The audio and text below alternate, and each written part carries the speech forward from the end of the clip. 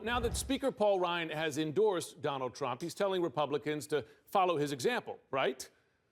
Nope. Ryan says his fellow Republicans should follow their conscience. And now there is a new movement among delegates to ditch the convention rules and free delegates to do exactly that, vote their conscience.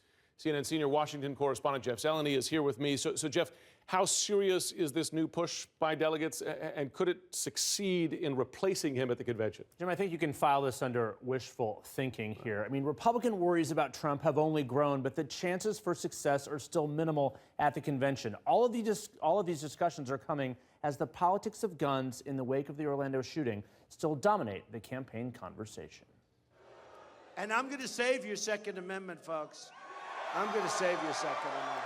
Donald Trump in search of a lifeline, trying to rally Republicans behind his full-throated support of the Second Amendment. But tonight, not all Republicans are rallying around Trump. The Second Amendment didn't kill anybody. Florida Governor Rick Scott, a Trump ally, telling CNN's Pamela Brown the Orlando shooting calls for a different conversation. The Second Amendment's been around for over 200 years. It didn't, that's not what killed innocent people. Let's have a conversation about how we destroy ISIS. The Orlando massacre is thrusting the gun debate to the front of the political agenda. A new Gallup poll finds 79% of Republicans say the nightclub shooting was an act of Islamic terrorism, while 60% of Democrats interpret it as domestic gun violence. With Republicans increasingly divided over his candidacy, Trump hopes guns will galvanize his support inside the GOP and beyond. And Hillary wants to abolish the Second Amendment. Remember that. Hillary Clinton is pushing for new and stronger gun laws, but far from abolishing the Second Amendment. These are demonstrably lies.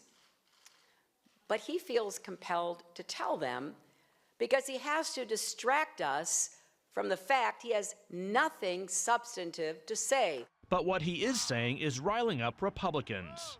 On NBC's Meet the Press, House Speaker Paul Ryan offering a permission slip for Republicans to vote their conscience, for or against Trump. The last thing I would do is tell anybody to do something that's contrary to their conscience. Of course I wouldn't do that. Ryan's not rescinding his endorsement, but that doesn't mean he likes what Trump is doing to the party. Yet the chasm among Republicans is widening.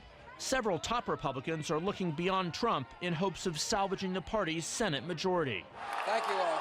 Former President George W. Bush, who has said he will not support Trump, is campaigning for vulnerable Republican Senate candidates across the country. But some Republicans are focusing on Trump, exploring last-ditch efforts to block his nomination at next month's convention in Cleveland. CNN has learned a plan is underway to push some delegates to break their allegiance to Trump.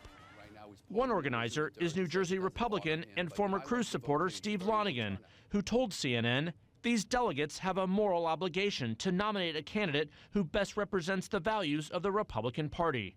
Right now, Donald Trump is taking the party into a catastrophic loss.